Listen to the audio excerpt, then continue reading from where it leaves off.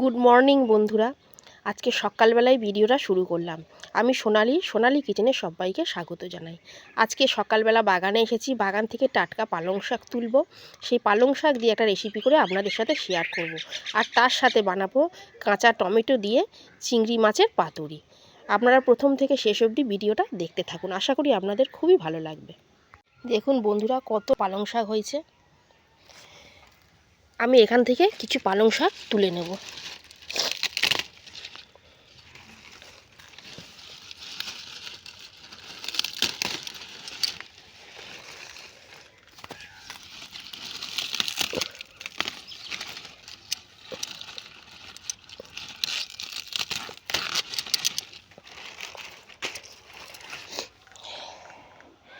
এই কটা নিয়েছি, এটা হলেই আমার হয়ে যাবে। পাতুরি করার জন্য এখান থেকে একটা কলা পাতা কেটে নেব। শাক দিয়ে ডাল বানানোর জন্য এখানে আমি ছোটো বাটির 1 বাটি অরহর ডাল নিয়েছি। আপনারা যদি অরহর ডাল খেতে পছন্দ না করেন তাহলে মুগ ডাল বা মুসুর ডাল দিয়েও এটা বানাতে পারেন। আপনাদের যে ডাল পছন্দ সেই ডাল দিয়েই এটা বানাতে পারেন। প্রেসার কুকারে ডাল ভালো করে ফুটতে শুরু হয়ে গেছে। এবারে আমি ওপর দিয়ে ডালের যেই ফেনাটা উঠেছে এটা তুলে ফেলে দেব।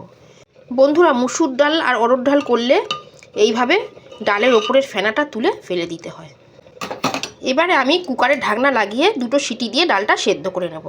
সর্ষের তেল ভালো করে গরম করে নিয়েছি। এবারে ওর মধ্যে দিয়ে দেব 2টো শুকনো লঙ্কা, তেজপাতা, হিং আর দেব গোটা জিরে। ফোড়ন করে নেওয়া মশলাটা আগে একটু ভালো করে ভেজে নেব। ফোড়ন থেকে সুন্দর গন্ধ বেরিয়েছে। এবারে এর মধ্যে আমি দিয়ে দেব পেঁয়াজ কুচি আর দেব রসুন কুচি, দিয়ে এটা ভাজবো। রসুন একটু লাল করে ভেজে নিয়েছি। এবারে এর মধ্যে দিয়ে দেব আদা কুচি, টমেটো কুচি আর কাঁচা লঙ্কা কুচি, দিয়ে আবারও কিছুক্ষণ এটাকে ভাজবো। পেঁয়াজ রসুন ভালো করে ভেজে নিয়েছি। এবারে এর মধ্যে আমি কিছু গুঁড়ো মশলা দেব। 1/2 চামচ ধনে গুঁড়ো, পরিমাণ মতো নুন আর দেব 1/2 চামচ হলুদ গুঁড়ো, দিয়ে এটা একটু ভেজে নেব। এবারে এর মধ্যে দিয়ে দেব ধুয়ে কেটে নেওয়া পালং শাক। পালং শাকটা দিয়ে কিছুক্ষণ এটা ভাজবো। এটা আমাদের বাগানের পালং শাক, এতে আমরা কোনো সার ব্যবহার করি না। এই রকম কচি পালং শাকের ডাল খেতে খুব ভালো লাগে। মশলার সাথে শাক খুব ভালো করে ভেজে নিয়েছি। এবারে আমি দিয়ে দেব সেদ্ধ করে রাখা অরহর ডাল। এবারে এটা লো ফ্লেমে 5 মিনিট ঢাকা দিয়ে রেখে দেব। মিনিট পর ফিরে এলাম। ডাল আমাদের একদম রেডি। এই ডাল একটু ঘন ঘন খেতেই বেশি ভালো লাগে। এই ডাল বেশি পাতলা হলে ভালো লাগে না।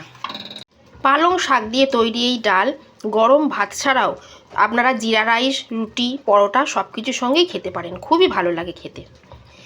ডাল আমাদের একদম রেডি। এবারে টমেটো দিয়ে চিংড়ি মাছের পাতুরিটা বানিয়ে নেব। চিংড়ি মাছের মধ্যে অল্প নুন দিয়ে এটা মাখিয়ে 10 মিনিট রেখে দেব। 4টে কাঁচা টমেটো ডুমো করে কেটে নিয়েছি। আছে রসুন আর 2টো কাঁচা লঙ্কা। এই টমেটোর পাতুরিতে রসুনটা একটু বেশি লাগে। মিক্সির জারের মধ্যে টমেটো, রসুন আর কাঁচা লঙ্কা নিয়ে নিয়েছি। এবারে এটা একটা পেস্ট বানিয়ে নেব। কড়ায় সর্ষের তেল গরম করে নিয়েছি। এবারে আমি টমেটো পেস্টটা এর মধ্যে দিয়ে দিলাম।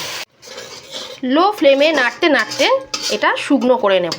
নাড়তে নাড়তে টমেটোর পেস্টটা শুকনো হয়ে এসছে। এবারে এর মধ্যে দিয়ে দেব নুন আর অল্প একটু চিনি, দিয়ে আবারও এটাকে কিছুক্ষণ নেড়ে নেব। এবারে গ্যাস বন্ধ করে দিয়ে পেস্টটা একটু ঠান্ডা করে নেব। এবারে এটা ভালো করে মিশিয়ে নেব। টমেটোর সাথে চিংড়ি মাছ খুব ভালো করে মিশিয়ে নিয়েছি। পাতাটা ভালো করে পরিষ্কার করে জল দিয়ে ধুয়ে আমি আগুনে একটু সেঁকে নিয়েছি, যাতে না মোড়ার সময় পাতাটা ভেঙে যায়। এবারে আমি এই পেস্টটা এর মধ্যে দিলাম। বড় চামচের 2 চামচ পেস্ট আমি এর মধ্যে দিলাম। এবারে দিয়ে দেব উপর থেকে একটু সর্ষের তেল আর একটা কাঁচা লঙ্কা দিয়ে দিলাম, দিয়ে পাতাটা ভালো করে মুড়ব।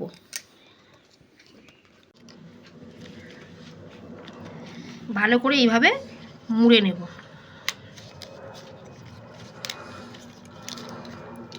এবারে আমি সুতো দিয়ে এটা বেঁধে নেব। পাতা ভালো করে মুড়ে বেঁধে নিয়েছি। কড়ায় সর্ষের তেল ভালো করে গরম করে নিয়েছি। এবারে আমি পাতা দুটো বসিয়ে দেব, দিয়ে ধিমে আঁচে ভালো করে 2 পিঠ ভাজবো। 1 পিঠ ভালো করে ভাজা হয়ে গেছে, এবার আমি পাতাটা উল্টে দেবো।